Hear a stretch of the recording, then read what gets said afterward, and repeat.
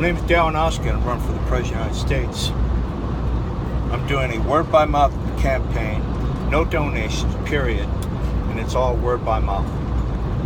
Look at it this way, ladies and gentlemen, we're getting ready to get into a fight. When you get into a fight, the only reason you go into anything is because you have an individual, left and right, that's going to be doing the same thing. You know that he or she is going to take care of your back. And what are you doing? They know the same thing, that you are going to take care of theirs. So the same thing happens here when it comes to this campaign. If you see somebody who's already written my name in for the President of the United States, then why don't you come out there and ensure that the individual who put him or herself out on the limb to write my name in, and that realize that we now can actually win this race for the President of the United States.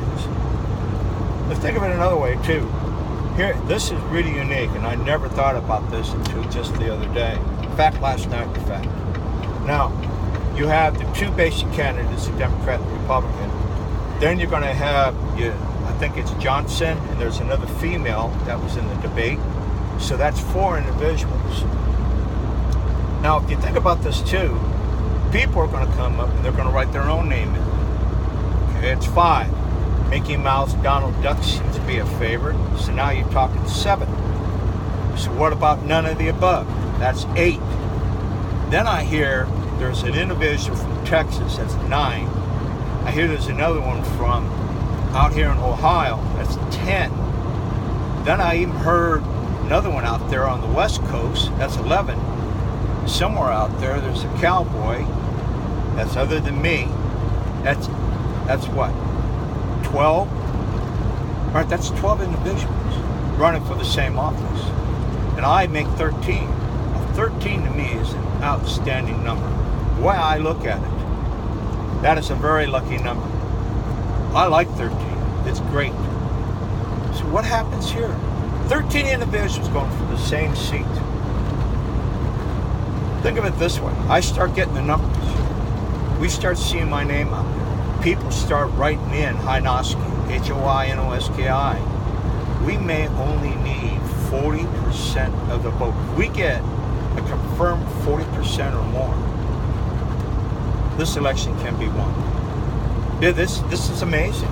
You know, I had no idea how it's going to happen or anything, but God is fantastic.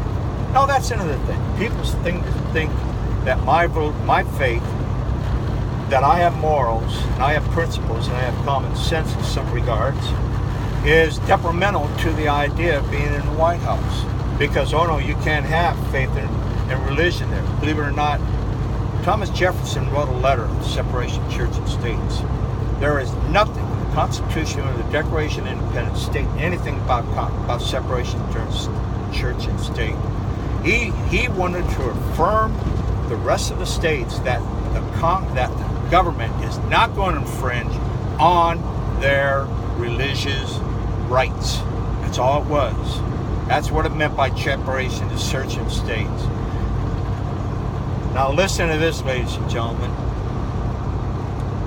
If it comes down to it, you need somebody who has got morals. Now again, my morals are high. What's going to happen? If you have a problem with my faith, or you have a problem because my morals state that no individual who are the same sex should be able to get married, let alone raise a family. If you have a problem with that, then you're going to also have to realize one more thing too.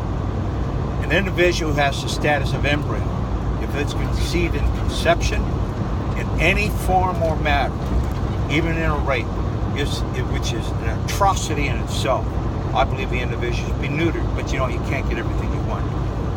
The point of the problem is that you may not like my morals, but here's what I'm going to be giving you. In the first 100 days, no candidate can get this to you.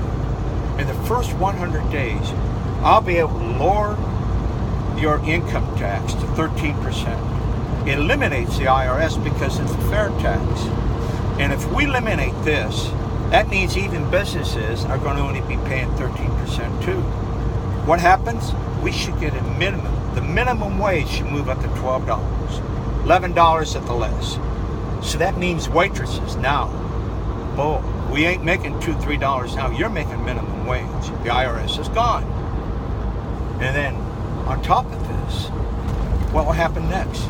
Now remember, I did this all in word by mouth. It's word by mouth and no donations. So let's also take off the medical burden off the businesses. We need to pay for the medical. We all know this. We're all going to use it, so we all have to pay. If you're making $25,000 or less, then let's take 5% whatever you put in groceries. Whatever it is. If it's $1,000, that's only $50. $1,000 a month is $50. And if it's $500 a month you put out, that's only $25. Now if it's 10% out of $1,000, that's only $100. If you only spend $500, guess what? That's $50. Either way you look at it, but your medical is going to be paid for. We don't have to worry about the 33,000 documents that are in there in the Obamacare. And the doctors, if they have an x-ray and it needs to be in your checkup and everything, we need to pay for it.